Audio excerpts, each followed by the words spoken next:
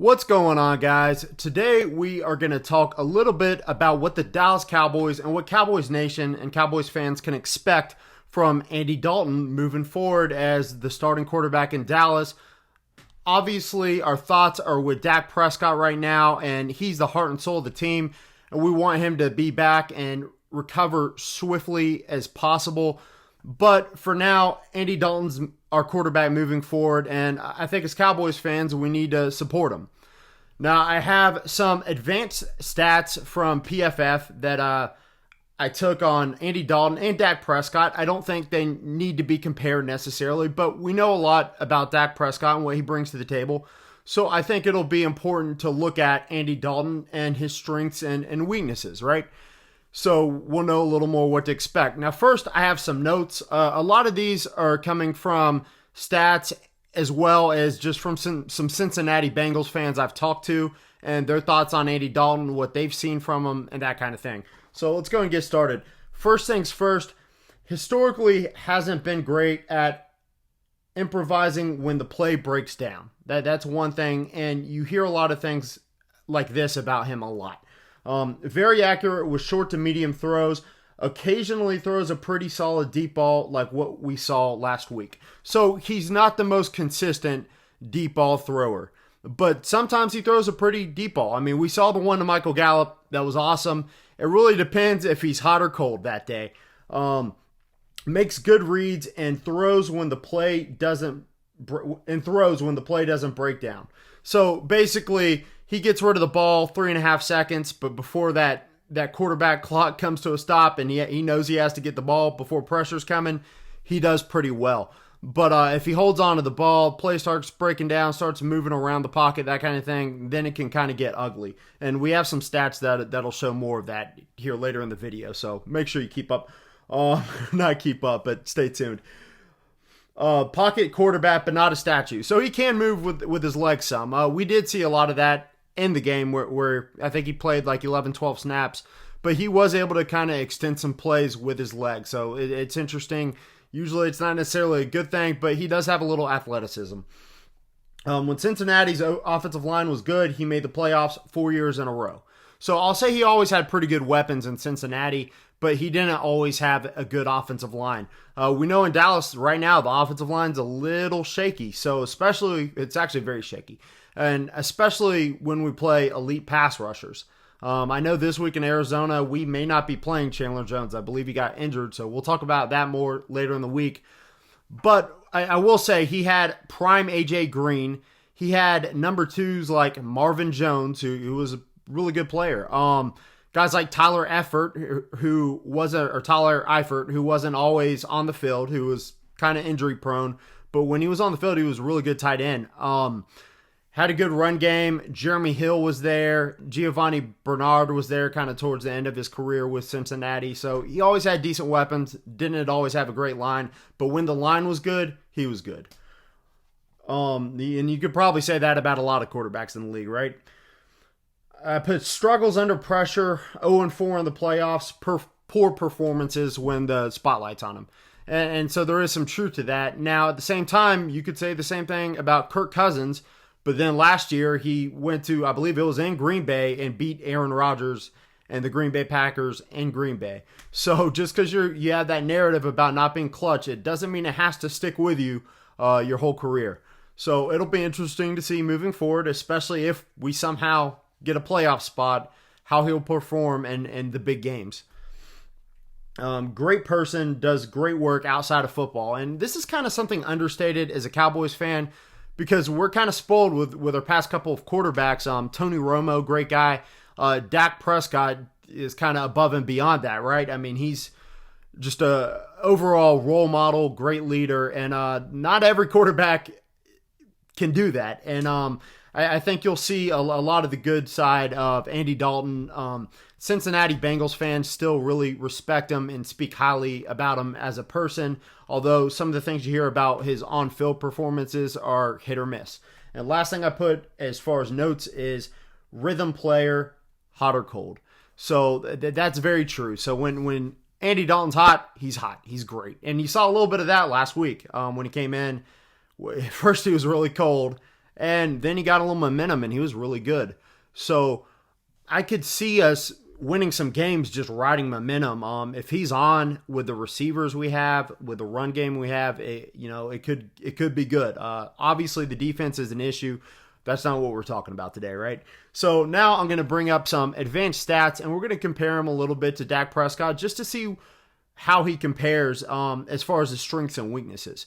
So the first big thing I saw was, and you got to understand, Andy Dalton's been in the league almost twice as long, so he's had some down seasons and some really good seasons. Dak Prescott's down season was still really good, and I believe it was the year before last, when halfway through the season we went and traded for Amari Cooper because Dak was struggling a little bit to begin the season. Didn't really have the weapons that we needed.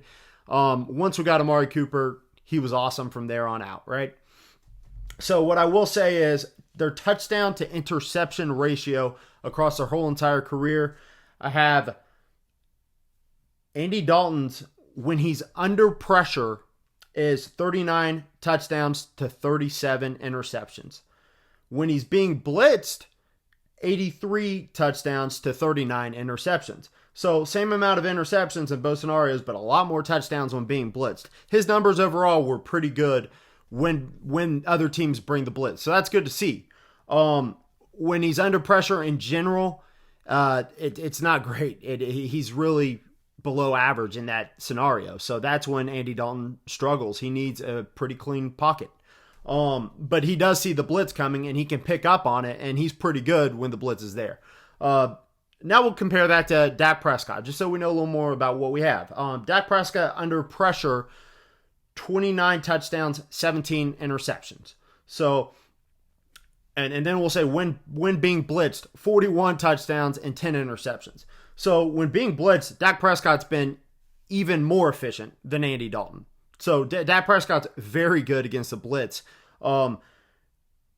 Under pressure, Dak Prescott's still very good. So that's going to be a big difference. That's a 29 to 17 interception ratio. Not bad at all, especially under pressure.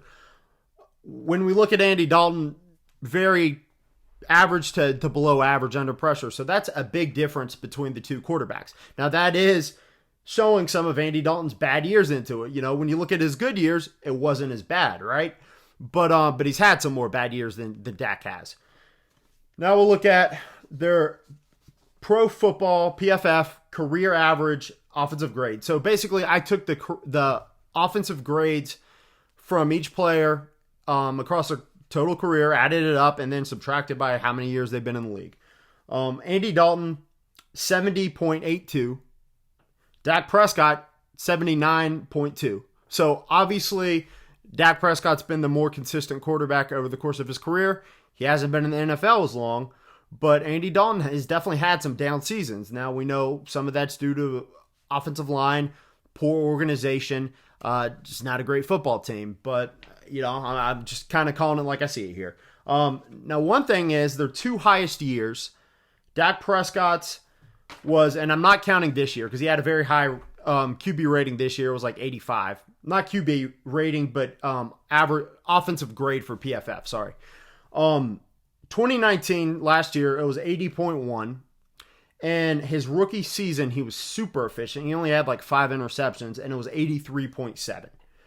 Now, Andy Dalton's two highest years, 2018, 81.9, so really good. And 2015, 80.4. So again, really good. So that tells me that you give Andy Dalton a decent offensive line, and you give him weapons, and he's healthy, and he's going to put up good numbers, just like we know Dak Prescott has. So at their best, I think they're comparable. But I will say that Andy Dalton's definitely had some more downs and some more lows as a quarterback than Dak has, especially considering he's played half the time, and Dak has that one playoff win that Dalton doesn't have yet. I think it was a wild card win. I don't remember off the top of my head, maybe Seattle, but it was the year we lost to the Rams the next round, right? Now, the only other thing I have is I have a career total and touchdowns and interceptions, completion percentage, and yards per attempt, which will again reinforce that Dak's definitely the better quarterback, but that Andy Dalton isn't bad. Andy Dalton's is Let's see if I can find it. 205 touchdowns over his career to 124 interceptions. Pretty good ratio. It's not 2-1. It's a little bit above that. But it's what I would call probably slightly above average, right? He's not awful by any stretch of the imagination, because there's some bad quarterbacks that get some years in the NFL and don't put up those kind of numbers. Dak Prescott, on the other hand, 111 touchdowns to 42 interceptions. One of the most efficient quarterbacks in the league throughout his tenure in Dallas. There's no doubt about that. So is Andy Dalton going to be that efficient? Probably not, unless he's at his very best. But I do still expect Dalton to be pretty efficient. Probably top 10 to 15 quarterbacks in the league in efficiency, possibly, if he plays well. Completion percentage, 65.9% for Dak on 7.7 yards per attempt. 61.8% for Dalton on 7.1 yards per attempt. So that's basically saying that Dak's averaging a little bit more yards per attempt, and he's a decent amount more accurate, right? Few percentage points more accurate. So it kind of tells us what a lot of fans know. You see some haters out there talking about Dak not being accurate. And I mean, if you're watching the game and you have any kind of football knowledge or acumen, then you don't see that. Dak's an accurate quarterback, and he throws downfield. And if you think some other narrative, then you're not watching the Cowboys games.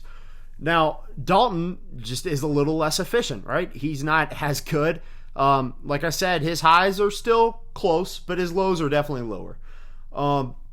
Our offensive line, we know it's rough. Terrence Steele, I think he's out there fighting. He's working hard. But, man, if we do have to play like a Chandler Jones this week, which I think he's out. I'm not sure how long he's out for, so I can't say today. But it could be ugly. And we could put a guy like Dalton under a lot of pressure, and he may not handle that nearly as well as a Dak Prescott would. At the same time, I think you got to say you're putting him in a pretty decent position to succeed. Anytime you have a run game with Ezekiel Elliott, Tony Pollard, and you have weapons like even Andy Dalton, who's had good weapons throughout his whole career, had prime AJ Jones, but I don't think he's AJ Green, sorry. But I don't think he's seen anything like this before with CeeDee Lamb, Amari Cooper, Michael Gallup, Cedric Wilson. We've seen flashes from Noah Brown. We've seen flashes from tight end Dalton Schultz. I mean, he's got all the weapons in the world, right? So right now, we're a game ahead in the division, and this isn't a video where I try and prove that we're going to win the division or something, because we got a lot of tough matchups ahead, and we'll take it week to week, and we know the defense is bad. But what I will tell you is Andy Dalton is not a bad quarterback. He's no Dak Prescott, but he's not a bad quarterback. Guys, do me a big favor. If you enjoyed this video, then make sure you smash that subscribe button for some more daily Dallas Cowboys content.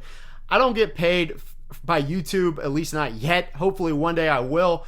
But one big favor you can do for me is to download the app Flick Chat, or it's Flick Sports, and look up my code. It's Fratagonia Cowboys Chat on Flick Chat, Flick Sports. It's a free app to download. It's made by the founders of FanDuel, and I get paid if I get up to 100 subscribers on there. So I'd like to see that. It would really help me out. Like I said, it doesn't charge you, it's free of charge, right? So all you got to do is go download the app, and there's going to be a link in the description, and just follow me on there. Besides that, definitely leave your comments. Let me know what you think about Andy Dalton, especially if you're a Cincinnati Bengals fan. We're going to be rooting for the guy, right?